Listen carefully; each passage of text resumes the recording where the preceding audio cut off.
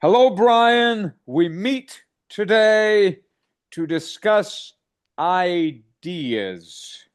Hmm. Ideas or ideals.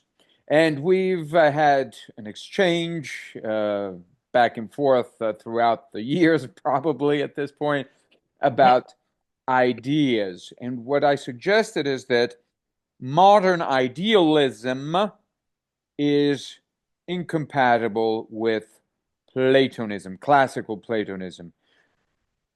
Modern ideas are concepts that are in man's mind. Classical ideas, well, Plato doesn't tell us where these ideas are, and eventually Christianity tells us what he seems to intimate, namely that they're in God's mind, or that there's a divine mind, in any case, that is outside of the realm of illusion. It's not erring within dreams, as Dante put it once. It's unerring, in both sense of the term erring, and it contains the ideas. So there you have the super guarantor of these ideas, and now the ideas are this the populate the world as it is, the world that transcends all limitations. And there, modern ideas, not really. So, did you have some objection, some question with respect to what I said?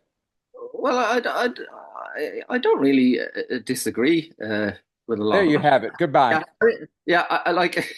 I know. I mean, the way you phrase that, I don't disagree with a lot of it. I don't know about that bit about Plato intimating that these ideas exist in the mind of God, or that there's a universal mind. I don't see that anywhere in Plato.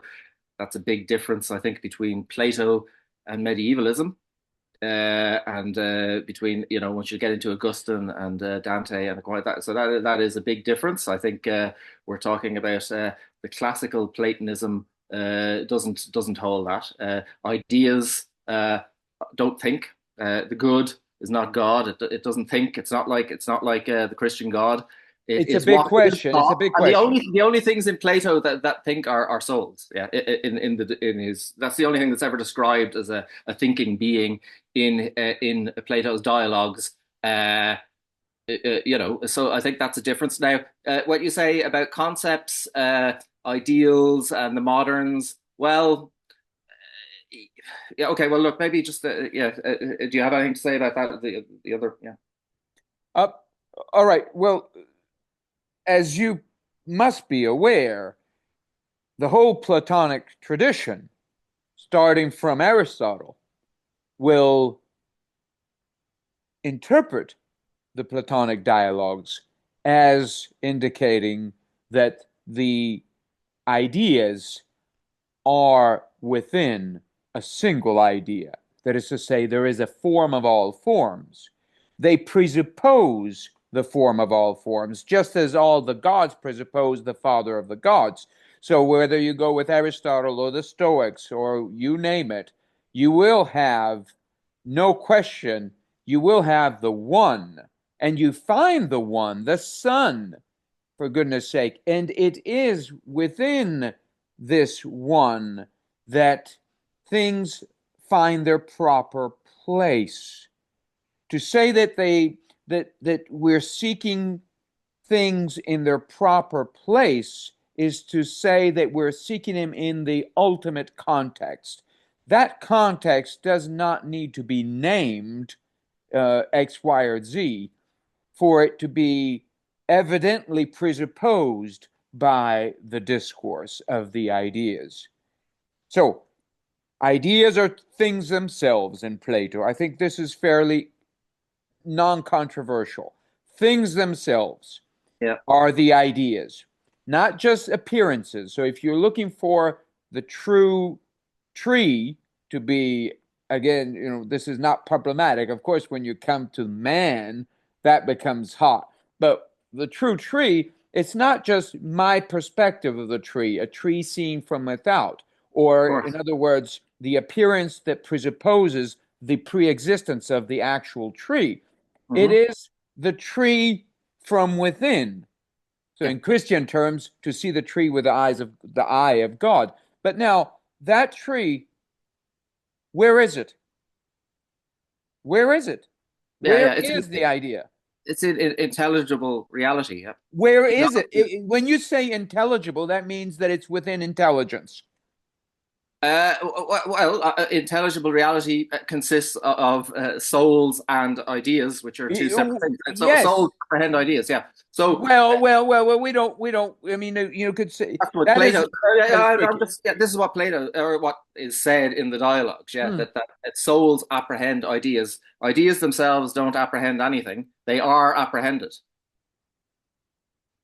The that is a distinct problem, but we can unfortunately we don't have that much time here. But that is I would like to keep that open as a subject of discussion. In other words, what is the idea? If the idea is the You won't thing find itself, anywhere. You won't find anywhere in the dialogues we've where talked about it. ideas. It's not. I don't want to be sticking to the letter, but Yeah. what I'm so I will just raise this question: if the idea is the thing itself, all right, Mhm.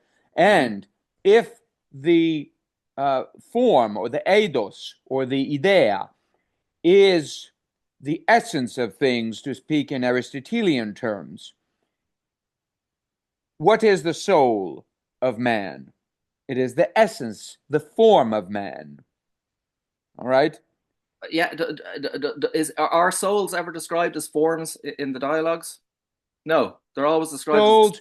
no, they're Oh, described as what apprehend. right. What I have suggested in the past was that to you is that we have a distinction between the various senses of terms, and so you could say that you have a distinction, for instance, between the lover and the object of love. You see this most in a most enlightening manner incidentally in Shakespeare's Romeo and Juliet. I'm breaking the news to you, but hopefully in a few months a book will be out on Romeo and Juliet that shows that that Shakespeare is well, as to respond to a reader of mine, not so much a Christian Platonist as a Platonic Christian. Mm. And there's a big difference. That Shakespeare is a Platonic Christian. That's right.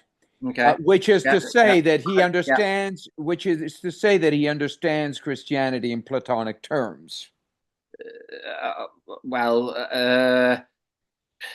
It's a book dedicated to this, and it Yeah. Yeah. shows the importance of Ovid, the whole tradition Mm, of that goes back to formally yeah. to Plato's Symposium, Mm, and shows that there is this ring, yeah. eternal ring, um, that involves an inalienable bond between the Mm, lover and the form of mm, love. And it mm, turns out that ultimately the two are inextricable from each other. So in Plato, you are uh, definitely right to say that there is a distinction. But mm, now that distinction is propedeutic as it is posed to us. It is propedeutic to our engaging in that life of love and yeah. discovering that there is an original coincidence or Yeah. unity of the two. Yeah.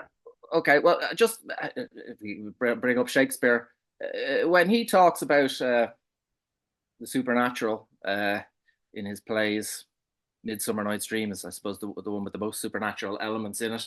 Uh, there's nothing Christian in that Ah, concept.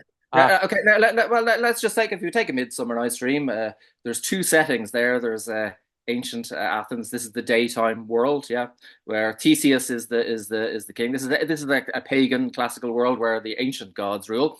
And then there's the nighttime world, the enchanted forest, with all the fairies and Puck and and this is this is obviously a northern pagan setting, British Celtic, yeah, yeah. So this is deliberately non-Christian setup that he's in his most supernatural play. Where I mean, if he'd wanted to, there was nothing stopping him, having angels or Christ or whatever. But he deliberately doesn't do that because he is not a medieval writer like Dante. He Well, is a here we disagree. yeah, Um, we do disagree. He's a Renaissance writer, and he well, deliberately returning to the pre-Christian classical and pagan elements. Yep. well, this is for me that this presentation that you just offered Yeah. is indebted radically to a modern conception of things. Hmm. And for starters, the Renaissance, in its original Platonic impulse, is a Dantean Renaissance, which is to say that it is in the spirit of Dante. Dante opens the door for this Renaissance as key to our understanding of the Middle Ages. Let me just suggest one thing, Yeah. namely that there are two conceptions that we have of Christianity. One is more popular, one is, well, that's the narrow path, particularly obscured today in the modern world, progressively so. On the broad path, Christianity sets itself up to overcome the pagans. All Hmm. right. So, in that respect, it really resembles Islam. On the narrow path, which I still readily invite you to tread, Hmm. Christianity is vindicating the good pagan, Uh, yeah. Yeah.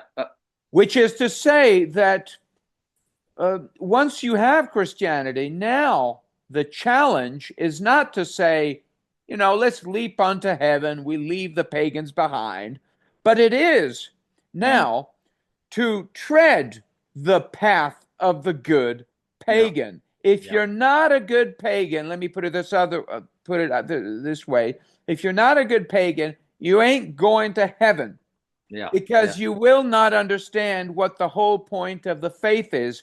The Yeah. whole point of the faith is that it querit intellectum. Hmm. It asks for understanding. And this asking for understanding now suggests that now there's an opening. It returns to the dawn of the pagan path. The good pagan is Plato, by the way. The Hmm. bad pagan, as you know, is Epicurus. Hmm. Epicurus, Hmm. and so forth. So Yeah. now it Yeah. essentially So vindicates the yeah, Platonic life. Plato is vindicated as a prologue. He's the best of the as the prologue because it's most compatible with Christianity. But it's only a prologue. So if you look at the That's medieval on a setup in conventional Dante, level.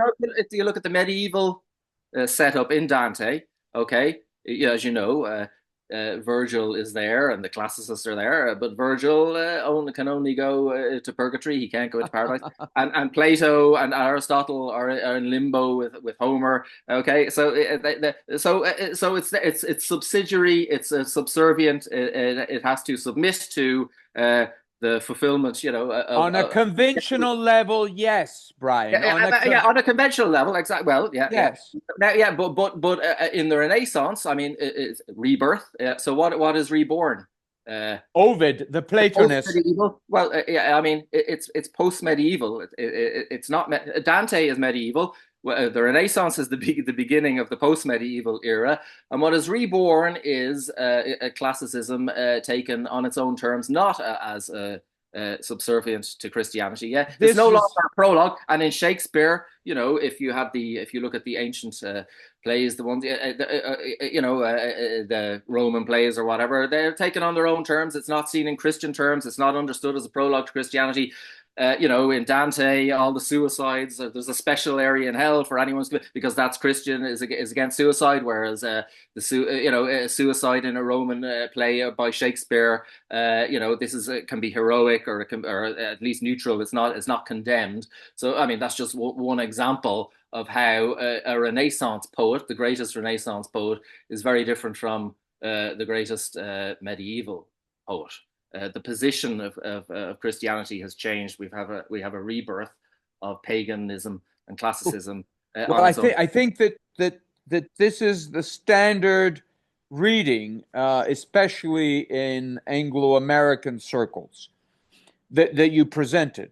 Yeah, Standard reading that sounds familiar to many, would sound familiar to many. And so it's comfortable for us, especially because it suggests that from the Renaissance, or the Renaissance is the beginning of the modern world. And so we're all really destined to leave those medieval bigots behind. yeah. Well, But I'm fortunately not for saying. us, I'm just saying it's that's different. false. I think we have a lot to learn. Well, first of all, just because something is conventional or doesn't necessarily mean it's wrong. Yeah, but it's wrong. Yeah. It's But yeah, wrong yeah, because it's yeah, mediated by yeah. a modern conception of things, which is ultimately indebted to Machiavelli, whom Uh, incidentally yeah. our good Spinoza upholds as wise. Acute. Yeah. I No, think. not only very Well, acute, well, but well, also wise man. He calls them the wise uh, Machiavelli. And as you yeah. Well, know, Spinoza does not give out that qualification to many people. yeah, yeah. Well, I don't think. Well, I mean, this all started with Kant. The discussion we had that provoked this meeting, Kant, and you think Kant is a Machiavellian, yeah? Well, all moderns are because No, Machiavelli no, is the no. father Yeah, of I the don't, I don't, modern. I don't think Kant is. I think he's a true philosopher. He's far more Platonic, far more Platonist. He's far more in common, in fact, with Dante than he does with Machiavelli. Well, let me And just leave it at that, yeah, yeah. saying that Well, Kant would not exist without Spinoza, and yeah, but Spinoza none of them upholds would exist and Spinoza upholds and, and I don't agree that Spinoza is a Machiavellian eh, either, because yeah, he accepts the higher part of man as the most important part, but you see, the, Brian, you will the, not now. We the won't be able love to of settle God. this. Yeah, Right. We won't be able to settle this now, but you will at some point. I invite you to come to grips yeah, with the fact that yeah. on more Well, than one occasion, Spinoza refers to Machiavelli yeah, no, I don't agree as with. Yeah, no, I'm sure you can wise. learn. You can learn a lot from No, Machiavelli as and any. wise Yeah, man, as a well, wise yeah. man. Yeah, I said he said he's acute. No, Maybe he if said there's a reference where he says he's wise, okay, I accept wise, it. You can send it to me, okay? wise, Yeah, and well, wise is okay, big for him. Wise is well, very big. yeah, okay, but in any case, he Spinoza under like you can learn from like Plato probably learned from Sophos, or Socrates probably learned from Sophos. In the same way, Spinoza, the highest thing is contemplative love of God, which has nothing to do with anything Machiavelli says. And Kant, what's Machiavellian about Kant? Oh, a Yeah, lot. yeah, go on. Namely that nature does not give us the standard of right and wrong. There is no questioning of the foundation of our freedom. This is essential to Oh, the modern project. uh, well, I mean, he uses nature in a post-Christian term to refer to the lower level of reality, but as in nature versus the supernatural, the empirical reality versus intelligible reality. But I mean, he thinks that obviously morality is rational, and that's our Let me core put it this way. basis as humans, which has nothing to do with Machiavelli. Whoa, whoa, He whoa, whoa, no, no, this is not true. yeah, yeah. If you study Machiavelli well, you will see that God is very useful. Oh, useful. Yeah, yeah, yeah. Well, Yes. Well, yeah, God well, is yeah, very yeah, useful for yeah. all moderns, including Kant. Yeah, but I don't think he just thinks that intelligible reality is a useful fiction. Is that Uh, what you think? Is that what you think? Yeah, okay. The Machiavellian view would no, be that God. but do you see, Yeah, you do not have Plato's intelligibility in Kant. yeah. Well. I mean, intelligible reality is is the highest level of reality in Kant. Yeah, Well, you have the sublime, but yes, I mean, in some respect, but it is the kingdom of ends that is the kingdom of key. ends is intelligible reality. This is where final ends are. Yeah, Yes, yeah, yes, and we're going to bring that about by striving for ideals, even though we cannot achieve the ideals. well, you have the idea of justice, which is But this is idea. The idea is a concept here. well. Can he define justice? I mean, I would say, I don't know. Like, Look at can he Hegel. define Look that? at Hegel. Yes, look Yeah, at yeah, Hegel. yeah, Hegel, yeah, of course, picks up Kant. And he says, yeah. look, I mean, in very schematic terms. Look, Hmm. we cannot know the actual meaning of freedom, the actual content of it, aside from its historical unfolding. So it's going to be only in the kingdom to come that we will be able to understand the actual content of freedom. It's work in progress. You see, the whole orientation of life now Yeah. is future, geared towards the future. Whereas you do not have this orientation in classical and medieval, both ancient and medieval times. The orientation of life is radically transformed. I mean, you have a Copernican revolution, for goodness sake. Yes? And Copernicus is very much indebted to the early anti Platonic Renaissance. So, Machiavelli, Galileo, and so forth. You have a major break. And by the way, Machiavelli is Dante's enemy. He attacks him and I don't ferociously. dispute that. I mean, yeah, but I think Kant is far more like Dante than he is like Machiavelli because he thinks morality is the essence of and reason are the essence of human beings. That Oh, like but he doesn't agree with the Machiavellian anthropology that people are selfish or or like Hobbes. He disagrees that they're driven by fear or But I there mean is a state of nature in Kant, as in Hobbes. There's a state of nature. And it there's does not presuppose the presence of a divine mind at work in human affairs to turn man to the contemplation of God. It does Yeah, not well, I mean, presuppose that. I don't think Plato assumes there's a divine mind at work. At work, you mean that there is no providence in the human development, according to Plato? The Actually, whole Platonic no, tradition will disagree. Kant thinks that there is providence. He thinks that there's a plan. He argues that there's a plan in nature. Yeah, Yes, yeah. That he presupposes this. It's not something he knows, but it's presupposed, just as in Plato, really, that there's going to be that nature has a plan, that everything is that things are rational, that we live in a cosmos, so to speak. So to not in a speak. chaos. So that's an as if. Well, an as if means it's Also, a presupposition. It's not a scientific fact. He's a philosopher. He's not saying this is a fact, an empirical fact that there has been progress, that there can be progress, or that it's But what he's saying is it's a philosophical idea. It's a it's rational idea. Yeah, well, it's what a rational happens idea. there? And if you don't accept it, so that's all that means. This as if it's Yes, not like a fantasy, that he's randomly pulling. true. It's a Yes, rational. Yeah, yeah, yeah.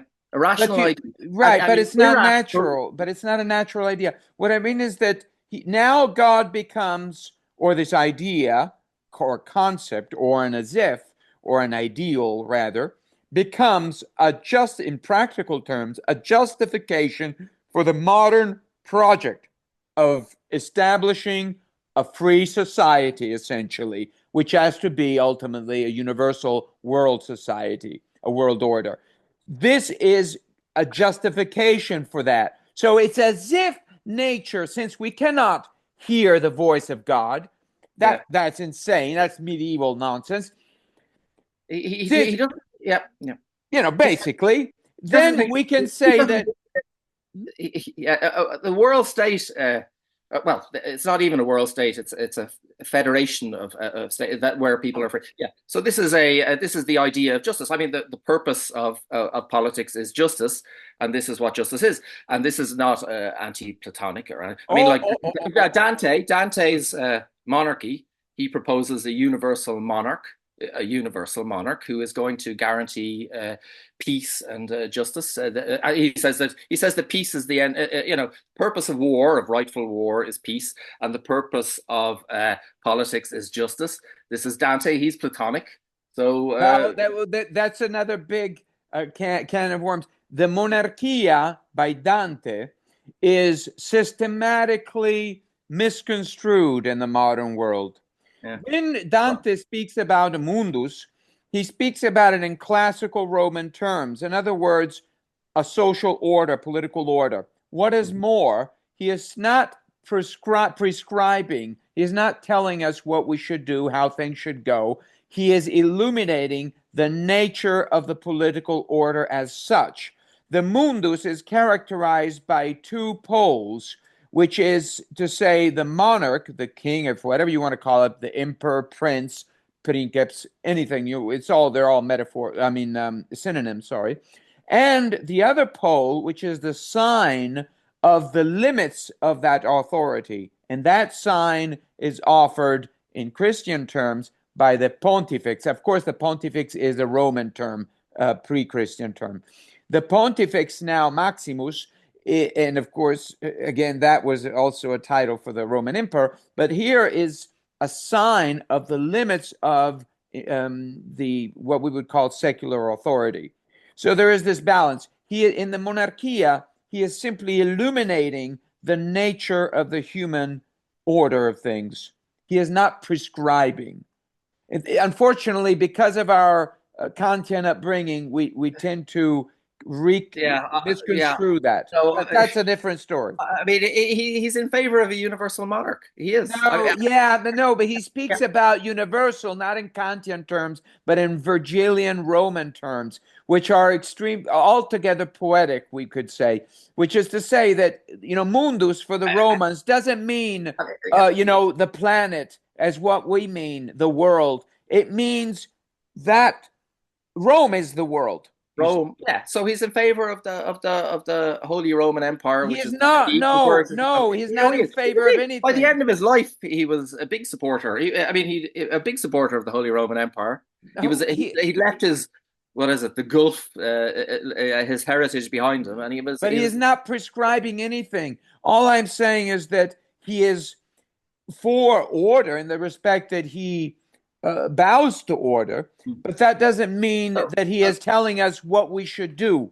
He never says what we I, should do. I think he's often telling people what they should do. He's No, moralistic. Now, no, Dante, no? no, no. Okay. He's Okay. telling A us lot of how people think things we can trying to are. help. Okay. He's telling us how things Just if we can are. touch on this about just going back to Plato and his political involvement in Oh, Sicily. yes. How do you Okay. interpret that? Um, Because I mean, I mean, on the face of it, he gets involved in Sicily. Uh, yes. yeah, and Look, I would, so as he a obviously thinks he can Platonist, improve. He obviously thinks he can improve the political situation there. mm, Yeah, as a Platon on a local level, he can make yes, I progress. mean, He can I make can look, political I'm the progress. father of a family, right? I'm the father Yeah. of a family. I can help my kids, Hmm. yes, on a local level. Yeah. That is my mandate. On Yeah. a local level, I can be in government. Dante was in government. Yes? Yeah. Here we go. We have apparently 10 more minutes here. Okay. Um, good. We're racing to it. Yeah. In, so philosophers have been involved in government for a long time.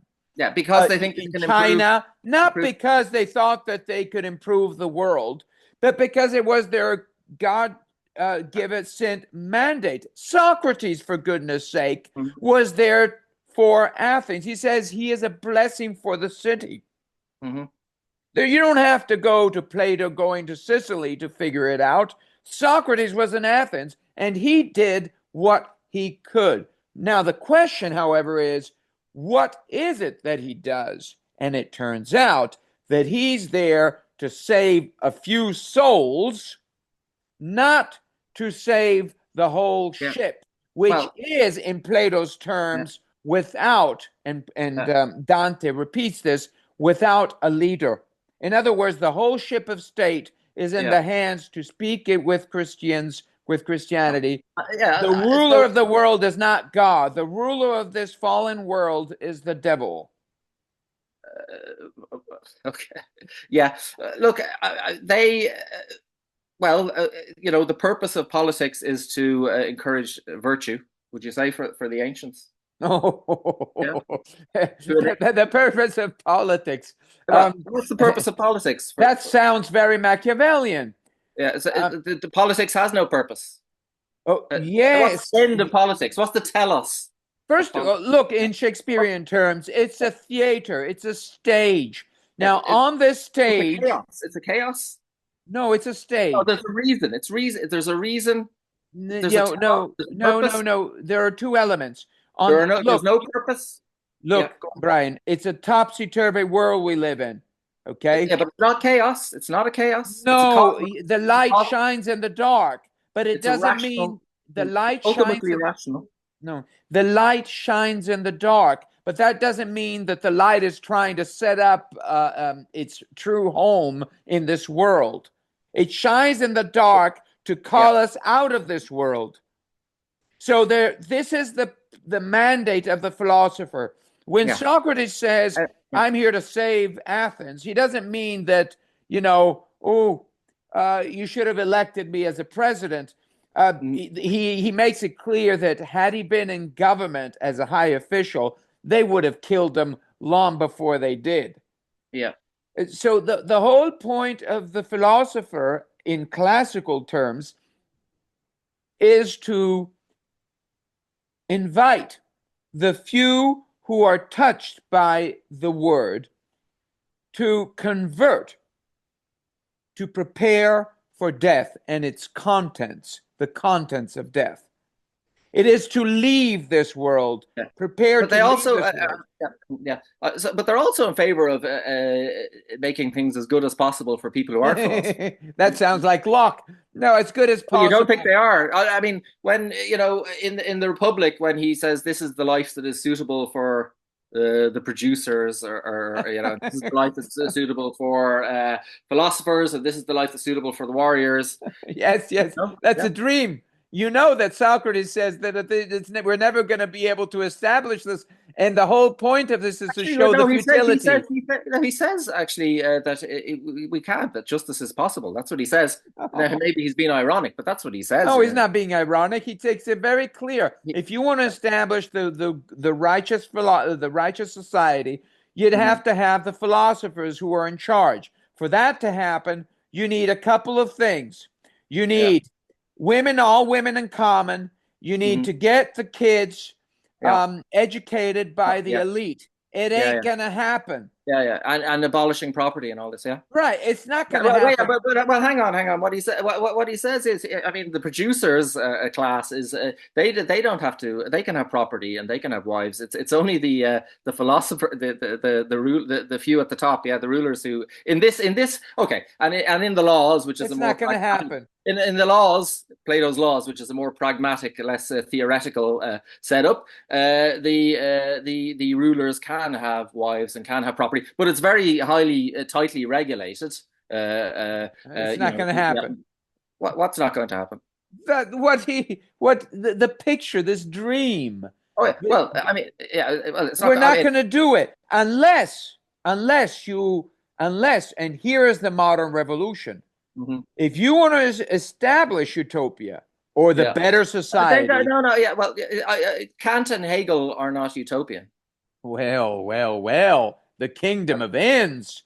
The, Ah, well, the kingdom of ends is an intelligible reality. He doesn't know that it's not like Marx, where this is the scientific prediction that there's going to be a utopia, right? All he says is that all he does is not rule it out as a possibility, as a rational presupposition, which is what Socrates does in the which Republic as suggests well. what, however, which suggests what? This is extremely Machiavellian. It suggests that since it is a rational possibility, we should all work towards its realization. Well, we have to take justice as the justice is the goal of politics. But Politics what has a justice? goal. Has a What goal. justice? Well, Well, in Dante yeah, and Platonic yeah. Well, terms, okay. Well, he it's actually says what wrong. justice is. Kant. He talks in the metaphysics of morals, in the doctrine of right. What is the purpose? The ultimate purpose of politics is to enable people to live in accordance with moral reason. So the goal, it's not the Machiavellian or Hobbesian. It's not the goal. The ultimate goal of politics is not security or enforcing contracts or whatever. It is actually for the sake of virtue. But this To is enable people. Machiavellian Hobbes. This is No, Machiavellian Hobbes. no. Look at Oakeshott. Oakeshott has a very good piece on the preface to the Leviathan. He makes it very clear, not that he says anything that Strauss hadn't said before, but Yeah. he makes it very clear. For Hobbes, it is the Hobbesian philosopher's life that is the whole point of the political order. Oh yeah, no. Well, Hobbes. Yeah, no. He says that lust of the mind is a higher pleasure than any other pleasure. So he thinks that the life of the mind is the most pleasurable life. The highest life. Yeah, he does. Yeah, but Yeah. for him. But then the society is that the whole Leviathan is there for that. Well, I mean, And that is virtue for him. if the highest life is the contemplative life, then yeah, ultimately everything is going to be for the sake of that. But I don't think Plato or Aristotle would disagree. Oh, Where's oh, the disagreement here? hmm. Yeah, Fundamental, yeah. fundamental, because there is this a Jewish saying, you see, if you are not for yourself now, who is going to be? I'm paraphrasing. Who is going to be for you? But then it continues, and if you're not for God, Mhm. so this is the key element that is missing because Socrates is not just living for himself, he is consecrating his life to um, this. Let me put it this way: his life is an opening to the divine. In Strauss's terms, the fundamental question for the philosopher as such, although philosophers are very shy about pronouncing themselves on this or being very explicit, is the fundamental question for them is pertains to the nature of the divine. So there is an investigation and a return. In Bonaventure's terms, this is the journey of the mind in God, which is to say, in the divine mind, which is to say, really, the perfection of the human mind. So to seek that The perfection modern philosophers beyond, agree. Yeah, in the they agree with that. beyond. But there is a problem here, and this is what We have less Christianity than a to minute, by the way. That's a problem. yes, the Christianity reminds us you can't get there without the cross. Yeah. Well, I mean, I don't think. It is to say, which is to say, you have to die. So there's a preparation for death before there can be a resurrection. There's another worldly character to classical philosophy. You don't find that in Kant and the likes of him. Well, I mean, the other world is the intelligible world. That's the eternal world.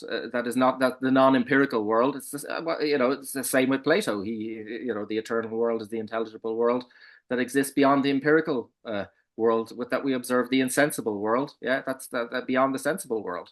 They agree. So you say, but yes, to be continued, Brian. To Okay. be Okay. continued.